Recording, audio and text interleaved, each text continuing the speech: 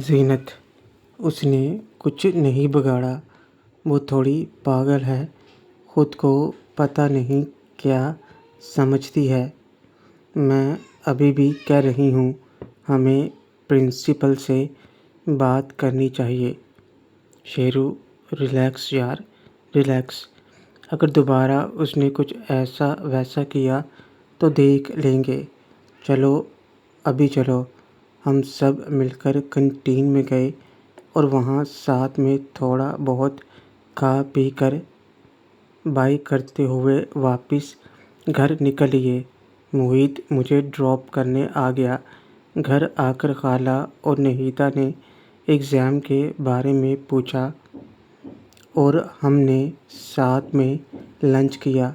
پھر میں کچھ دیر آرام کرنے کے لیے اپنے کمرے میں جا کر سو گیا۔ میری آنکھ موبائل کی مسلسل بجتی رنگ ٹون سے کھلی۔ موبائل اٹھا کر دیکھا تو ڈاکٹر روحی کا فون تھا۔ شیرو: ہیلو روحی، کہاں ہو تم؟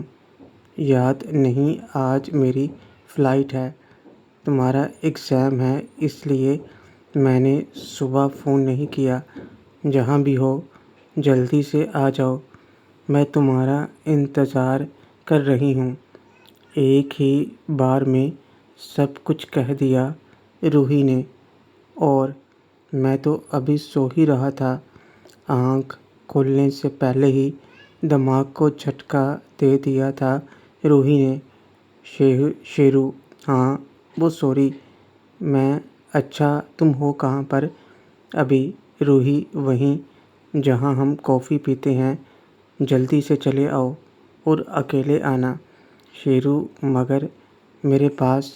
میری بات پوری ہونے سے پہلے ہی روحی نے فون کاٹ دیا۔ اب مرتا کیا نہ کرتا، روحی نے پہلے ہی وعدہ لیا تھا تو جانا تو پڑنا ہی تھا، مگر جاؤں کیسے؟ پرابلم یہ تھی۔ خیر، میں جلدی سے اٹھا اور ہاتھ منہ دھو کر کپڑے بدل کر جلدی سے نیچے آیا تو خالہ ہال میں بیٹھی تھیں۔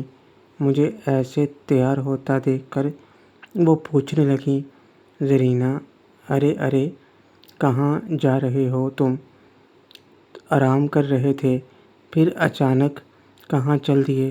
شیرو: خالہ، وہ ایک دوست باہر جا رہا ہے تو اسی سے ملنے جا رہا ہوں۔ زرینہ: مگر جاؤ گے کیسے؟ شیرو: میں چلا جاؤں گا، آپ فکر مت کرو۔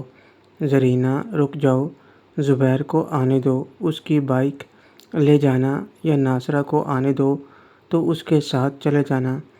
شیرو: نہیں خالہ، پھر دیر ہو جائے گی، آپ فکر مت کرو، میں چلا جاؤں گا۔ اچھا خالہ، میں چلتا ہوں، بائے۔ اور ہاں، واپس آنے میں ٹائم بھی لگ سکتا ہے، فکر مت کرنا۔ میں خالہ کو بتا کر جلدی سے باہر نکل گیا۔ پھر میں نے ایک رکشہ لیا اور چل دیا اسی کیفے کافی ڈے کی طرف جہاں میں ڈاکٹر روحی کے ساتھ کئی بار جا چکا تھا۔ یہ ان کے ہسپتال کے قریب پڑتا تھا۔ تقریباً 20 منٹ میں میں اس جگہ پہنچ گیا۔ جب اندر گیا تو میری نظر ڈاکٹر روحی پر پڑی، جو وہیں پر میرا انتظار کر رہی تھیں۔ اس کی نظر بھی مجھ پر تھی۔ ایک لمحے کو تو ان کو دیکھ کر میری نظر تھم سی گئی۔ بلیک جیکٹ اور سر پر سردیوں والی بڑی سی کیپ پہنے، بلیک لیگی میں، گھٹنوں تک بلیک شوز میں بیٹھی وہ سچ میں انگلش فلموں کی ہیروئن لگ رہی تھی۔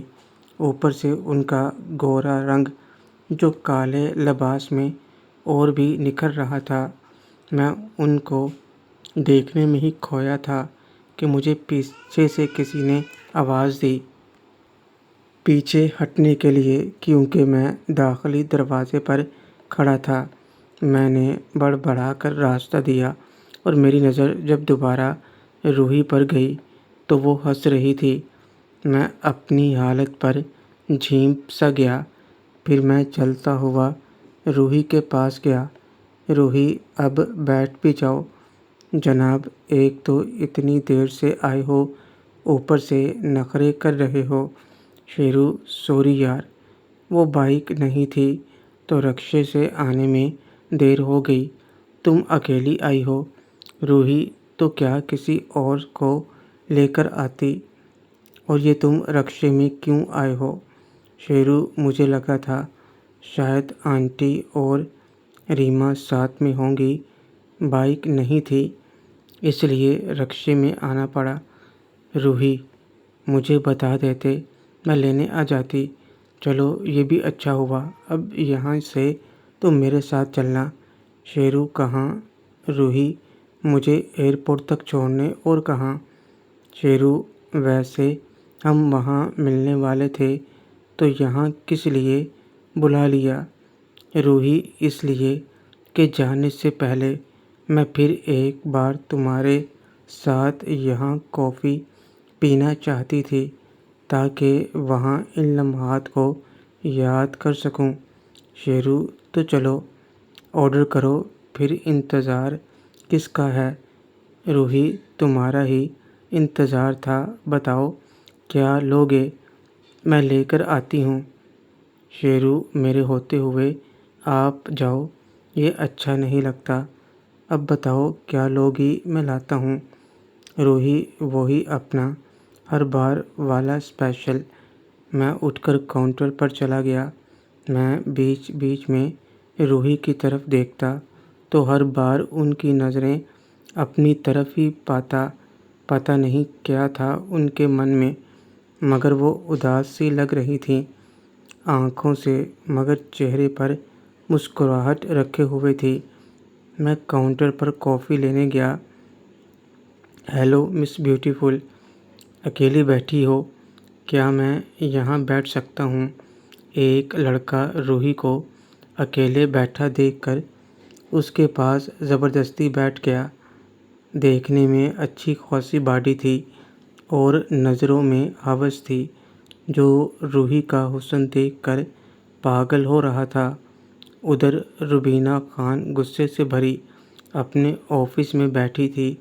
وجہ تھی پولیس کے ہاتھوں میں ان لوگوں کا نہ آنا جو کل روبینہ خان کا کڈنیپ کرنے آئے تھے۔ روبینہ خان اپنے تمام اہلکار کی کلاس لگا چکی تھی۔ انفارمیشن ہونے کے بعد بھی وہ لوگ ان گنڈوں کو پکڑ کیوں نہیں پائے؟ روبینہ خان نے تمام ہسپتال چیک کرنے کو کہا تھا، مگر وہاں بھی کچھ نہیں ملا۔ ظاہر تھا وہ لوگ اس شہر کے نہیں تھے، جیسا کہ اسے پہلے ہی اندازہ تھا۔ اب اس کا دھیان اس بات پر تھا کہ ایسا کون سا اس کا دشمن پیدا ہو گیا جس نے اس پر ہاتھ ڈالنے کی کوشش کی۔ ایسا پہلی بار ہوا تھا کہ اس کو اس طرح کڈنیپ کرنے کی کوشش کی گئی تھی۔ فی الحال تو اس کی سمجھ میں ایسا کوئی دشمن نہیں تھا، نہ ہی ایسا کوئی کیس اس کے ہاتھ میں تھا جو اس پر ایسا حملہ کروا سکے۔ پھر اس کا دھیان سکندر خان پر گیا، لیکن اسے لگا وہ ایسی حرکت نہیں کر سکتا، مگر حال ہی میں جو کچھ ہوا تھا اسے اس بات سے انکار بھی نہیں کیا جا سکتا تھا۔ مگر پھر اس کے دماغ میں عمران فرحت کا نام آ گیا، جس کا بیک گراؤنڈ جرائم پیشہ افراد سے تھا اور پھر لڑکیوں کو اغوا کرنے والے گینگ کے ساتھ بھی اس کے تار جڑے ہوئے تھے۔ اس لیے اس کا شک عمران فرحت پر زیادہ تھا، مگر اتنے بڑے آدمی کو بنا پختہ ثبوت کے وہ مجرم نہیں ٹھہرا سکتی تھی۔ پر خود پر ہوئے اس حملے نے روبینہ خان کو ہلا کر رکھ دیا تھا، اور اب وہ ٹھان چکی تھی کہ وہ اس عمران فرحت کو چھوڑے گی نہ۔ ادھر نکت کا من پھر سے بے چین تھا۔ آج صبح ہی شیرو نے اسے خود فون کیا تھا، جبکہ مہرین نکت سے پہلے ہی شیرو کو فون کرنے کا کہہ رہی تھی، مگر وہ خود کو روک رہی تھی۔ جو بھی تھا وہ شیرو کے لیے اس کی بڑی ہی تو تھی، اپنی بہن کی غیر موجودگی میں۔ مگر آج صبح اس کے پہلے پیپر کے وقت شیرو کی ماں کی بہن ہونے کے ناطے اسے خود اپنے ہاتھ سے اس کا منہ میٹھا کروا کر اور نیک تمنائیں دے کر بھیجنا چاہیے تھا، مگر ایسا کرنا تو دور، اس نے خود اس سے بات تک نہیں کی تھی۔ لیکن شیرو نے جس طرح اس کو فون کر کے اس سے بات کی، نکت کا من اندر سے بھر آیا تھا اور وہ خود کو ہی کوس رہی تھی کہ وہ آخر کیوں اسے خود سے دور کر رہی ہے۔ اپنے اندر کی عورت کے ہاتھوں مجبور ہو کر وہ اپنے خالہ کے پیار کو دبا رہی تھی۔ ایک عورت کی طلب ایک خالہ کے پیار پر بھاری پڑ رہی تھی۔ یہی بات نکت کو دکھی کر رہی تھی، مگر بیچاری کرے بھی تو کیا؟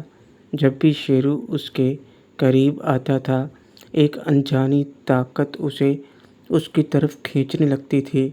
اسے شیرو میں وہ سب نظر آنے لگتا تھا جو کبھی اس نے اپنے عاشق یا شوہر میں سوچا تھا، مگر اسے وہ کبھی ملا نہیں۔ نکت دن بدن اپنے اندر بڑھ رہے اس طوفان میں گھری ڈوبتی جا رہی تھی۔ ادھر گاؤں میں بھی اب دیپا کا درد بڑھنے لگا تھا۔ اس کے پیٹ میں درد مسلسل بڑھنے لگا تھا۔ اس کی زچگی کا وقت نزدیک آ گیا تھا، جس وجہ سے دلدار اور باقی تمام گھر کے افراد بھی پریشانی میں مبتلا تھے۔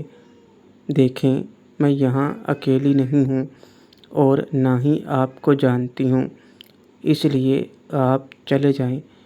روحی نے اپنے سامنے آ کر زبردستی بیٹھے اس لڑکے کو دیکھ کر کہا، جو ہونٹوں پر کمینی مسکان لیے اسے گندی نظر سے دیکھ رہا تھا۔ جان پہچان کی کون سی بات ہے، وہ تو ہو ہی جائے گی۔ آپ جیسی ہاٹ اینڈ بیوٹیفل لڑکی کے ساتھ تو پہچان بن ہی جاتی ہے، اور رہی بات اکیلے نہ ہونے کی تو وہ میں دیکھ لوں گا۔ وہ لڑکا پکا کمینہ تھا، جو ڈھیٹ بن کر روحی کی بات کو انسنا کر کے اسے ہوس بھری نظروں سے دیکھ رہا تھا۔ روحی کو اپنے اوپر اس کی گندی نظر چبھ رہی تھی۔ روحی، کمینے پن کی بھی کوئی حد ہوتی ہے، جاؤ یہاں سے، مجھے تمہاری گندی شکل نہیں دیکھنی۔ شکل نہیں تو کچھ اور دیکھ لو، میرے پاس تمہارے کام کی چیز ہے جو تمہیں بہت پسند آئے گی، چلو کسی ہوٹل میں چلتے ہیں۔ اس لڑکے نے کمینے پن کی حدیں پار کرتے ہوئے اتنا کہا تو روحی کو غصہ آ گیا اور اس نے اس لڑکے کو تھپڑ مارنے کی کوشش کی، مگر اس لڑکے نے روحی کا ہاتھ پکڑ لیا۔ روحی، تمہاری ہمت کیسے ہوئی؟ چھوڑو میرا ہاتھ، کمینے کہیں کے۔ میں تو پیار سے بات کر رہا تھا، پر لگتا ہے تو ایسے نہیں مانے گی۔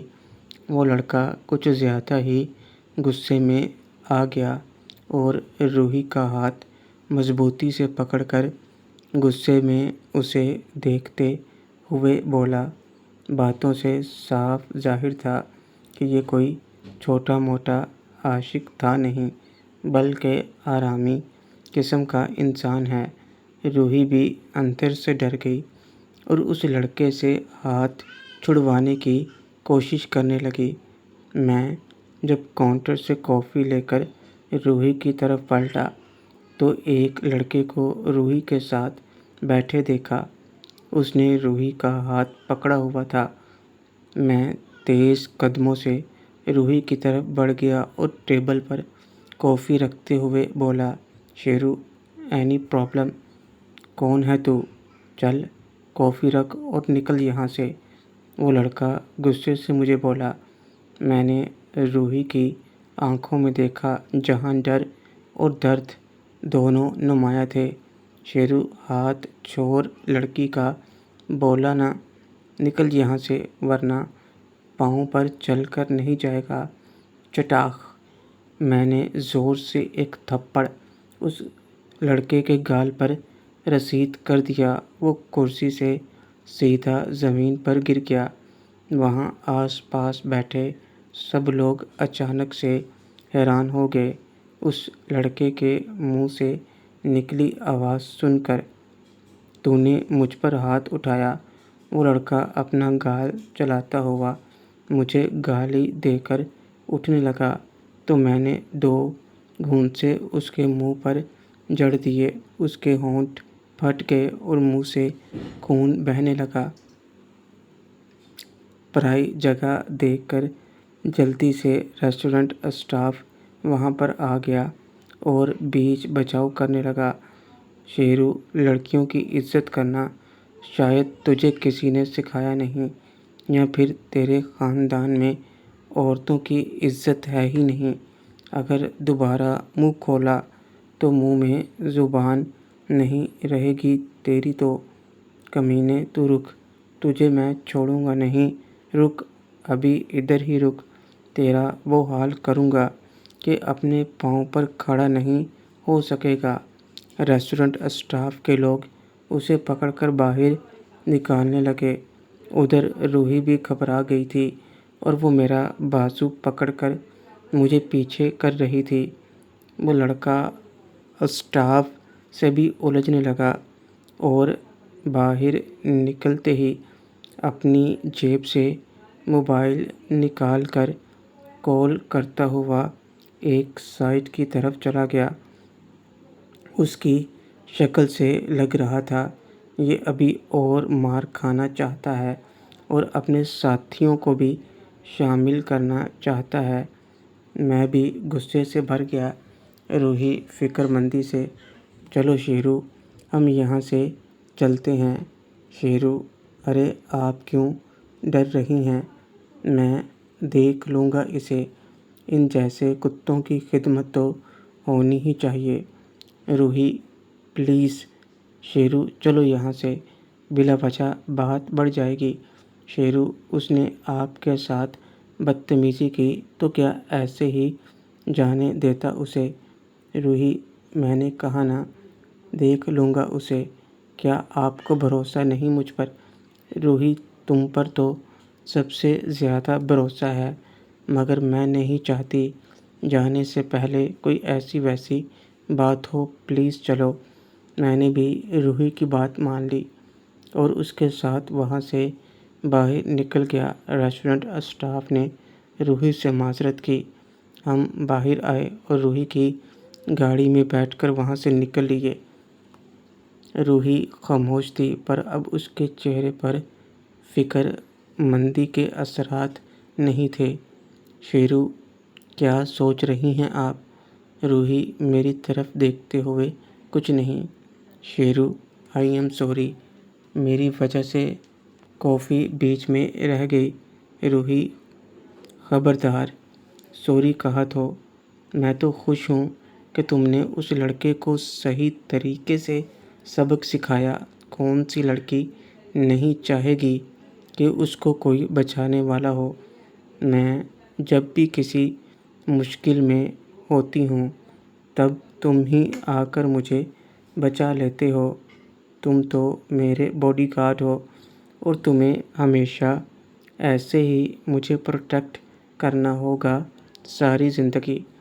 روحی کے چہرے پر اب مسکراہٹ تھی اور ہم ایسے ہی باتیں کرتے ہوئے ان کے گھر پہنچ گئے۔